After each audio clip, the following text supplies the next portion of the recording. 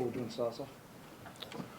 Hi, Ange. You must be incredibly proud of your team tonight, especially what happened in the last game against Liverpool, just to get that result and that performance. Yeah, very proud, and again, we had to deal with some adversity tonight. We started the game really well, I thought, but then obviously we lose Rodrigo, and even in the way it happened, it's quite distressing. You see a teammate go down in that manner, and again, we had to sort of compose ourselves and deal with that and reorganise, and super proud of the players. I have been all along. It hasn't been through the want of trying that our results haven't been. It's certainly not been on them. It's just that we just haven't been able to get the consistency to get the results we needed. But just proud that they feel good tonight. They get the rewards of their hard work. Our fans as well, because we've put them through a tough time. I thought they were outstanding tonight. We haven't achieved anything, but I think just that feeling of having a victory against a top opponent in a big game, I think really pleased for everyone. How would you sum up Liverpool's performance in general, but also the other side of that, about the debate around the possible second yellow card? What are your thoughts on that as well?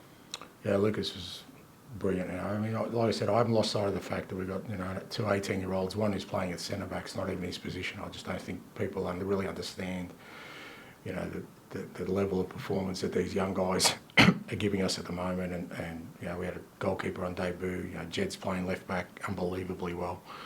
But yeah, Lucas is just growing all the time. He's just got that ability as a footballer to create space for himself. He's got the quality, but he works awfully hard for the team as well. And like I said, we've been dealing with some adversity for sure. But we've had some growth in that. I've got no doubt about that. That's been masked by poor results and poor form for sure. But I've got no doubt that when we get our players back, we've got the foundation of a really sort of, strong core group of players we can really grow with. Yeah, I don't want to speculate because I don't really know either. I mean, all I know is he was conscious when he came off. Obviously, it was some sort of head injury, but he was conscious when he was coming off the field, and he's been taken to hospital for observation, but I'm not really clear on sort of how it happened. Was he knocked out at one point? Again, mate, I don't, it's not my area, unless I'll get the doctor out here, but I'm not going to speculate because it's just not fair on people around him, but it was a head injury, and there was concern from players out there, so obviously there was something going on.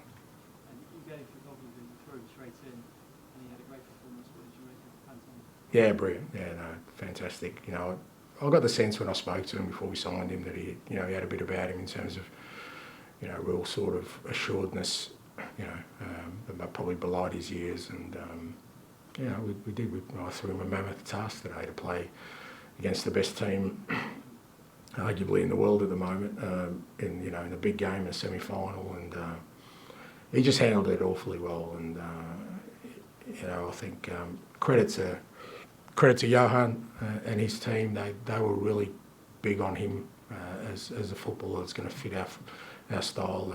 They worked really hard to make it happen now, and you can see why he's an outstanding footballer. Ange, it was a lovely moment for Lucas, but maybe just seconds earlier he could have been sent off. I wonder what you made of that incident, just because Ange spoke about it as well. Yeah, look, I spoke about it after the game.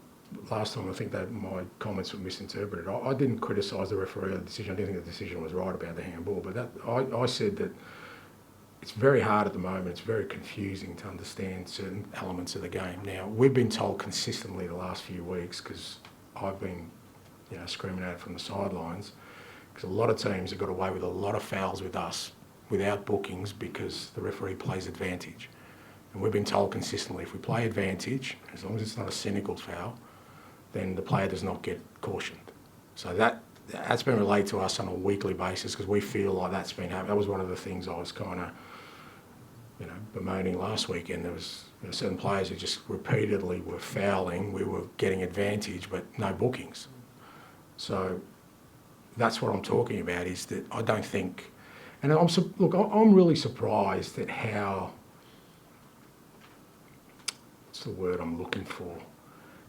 how people in this country are so easily letting the game change so much so quickly. It's changed more since VAR has come in, and I've been involved, I think, in the last 50 years. We never used to debate offsides, we never used to debate handballs, we never used to debate holding in the box, we never used to debate so many things. And it seems like, I mean, did everyone really love the announcement today? Did that give you a real buzz about, you know, I mean, seriously. But now and again, look, I understand, my understanding of it is this is what the people want. That's what I keep getting told. I understand it. And I understand that, you know, we're not going to, VAR is going to be there, technology is going to be a part of life. But it's like my wife and our kids, yeah? We know technology, but she limits screen time. Why? You know, we slow things down. I think we've just got to be a bit careful about constantly, why do we want to change the game so much? And I know I'm going to be the old bloke in the stands who keeps shouting boo every time VAR, and I'll be the only one. But I just thought people would be a little bit more protective about the sanctity of the game. That's what I was talking about. Like, I wasn't criticising referees. I've never criticised, like I said, I didn't think the decision was right, but it's just the way the game, I think there's a lot of confusion at the moment. That's my belief, that the game is changing on the basis of technology. And I'm saying,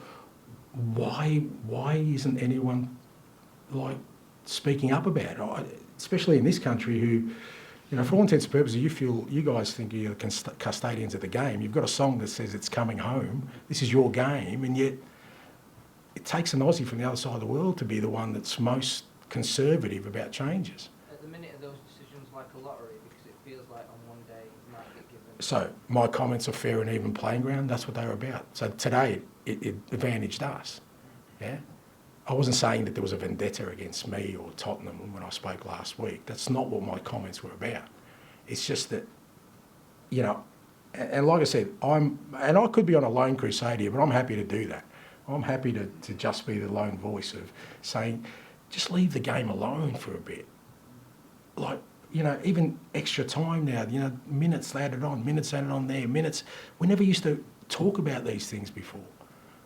And yet now everything is changing. So that was my comment. So today, I can see why Arnie's would be very disappointed. If that was me, I'd be disappointed as well. But apparently they're the rules. So, yeah. Just quickly, I was going to say that you look to be a lot more emotional on the sideline during this period. I don't know if I'm misreading that, or that's not how you feel, but are you conscious of just letting your emotions out a little bit more? Well, yeah. I mean, it's been an emotional time, mate. You know, it's like I keep saying, I am a human being. You know, like all of us. You know, we're in these roles of managers, and we're supposed to. You know, I understand we've got positions of responsibility, but we're still human beings in the core, and we react to things. And you know, I don't like the fact that, you know, people who are working really hard for this club on and off the field have not had that feeling of victory. I don't feel great about our supporters not having that feeling of victory. It weighs heavily on me, mate. It's my responsibility. So yeah, you know, I'm a little bit more emotional than I usually am, but. You know, I guess that also probably means I do care, and I think that's still important. Just a very quick one on Archie Graham, what he's managing to do like every 3 days at the moment, and also the relationship he's building with Ruddy. It's, like I said, I, in a position he's never played, mate. You know, he's never played, an 18-year-old. You know, name me another Premier League team that's got 2 18-year-olds and one playing out of position consistently. I'm so happy they're at our football club, and as I keep saying, you know, in 2 or 3 years' time, I just pray to God I'm the beneficiary of their talent, mate, because if somebody else is getting it, I won't be happy. James, last one, please. Just ask, was there any change in your sort of overall approach from the Liverpool game?